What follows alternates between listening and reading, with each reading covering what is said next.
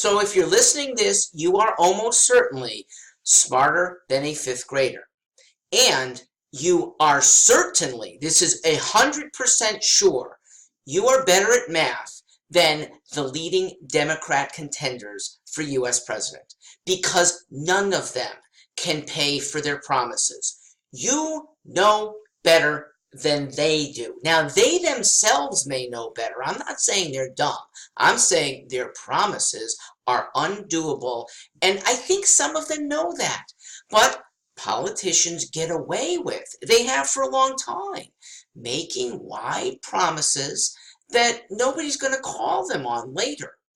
It is time to call candidates on the mat now, because things that a Democrat promises that can't be delivered without huge pain are things that should never be promised in the first place.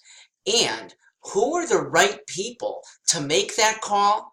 Young Americans, because you're the ones who get shafted when promises get paid for by younger people for current benefits. The current are the older people taking advantage of nice sounding things like Medicaid for all, nice sounding things like paid by the government, family leave, partly paid by the employer, but the government's got to shore it up somewhat. These things are not going to kids ages 15, 16, 17. They're for older people for now. Who's going to pay for it later? It's you. And there's a reason why politicians can get away with benefiting just a few. It's called rent seeking, where a few in small groups, and that may be just one industry, maybe even one company, that has a dire desire to get some benefit from the government. Well, they put lobbyists on it. They can pay to do that because they're going to reap a huge reward. We who are going to pay that reward, we don't have the time. We don't have the ability to follow these things. And yeah, the extra tax is kind of diffuse. Okay, so one Midwest company might see a $500 million gain, a solar program that they can do. And $500 million, that's about $3 per family. So what's $3? Well, it does add up when you've got 1,800 programs funding many things. Now you're into $20,000 per family, and that's how we get into this mess. So, do I have a solution? Somewhat. It is to have a system of taxation that recoups money as soon as Congress votes for it.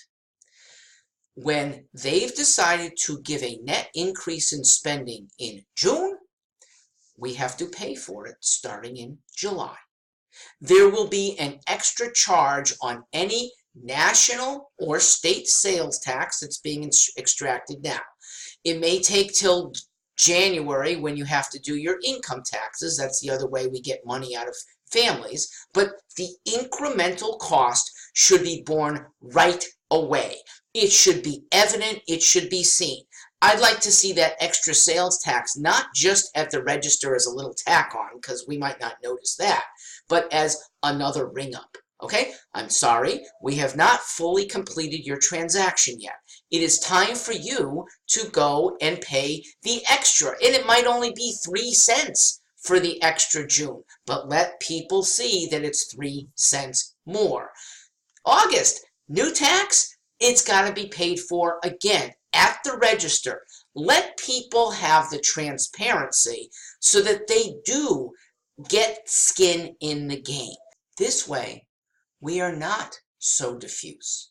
This way, we bond together against those special interests because our money is pitted against theirs. Young Americans could be that big, and I'm not going to call it a special interest, it's an American interest to keep the youth of America healthy enough to stay here and not head to other countries that offer better benefits, because down the road, 30 years from now, America cannot sustain the benefits that it is giving away to the current older group of people. It is time to stand up. I am Mark Stewart, hoping to help you do that. Join the cause.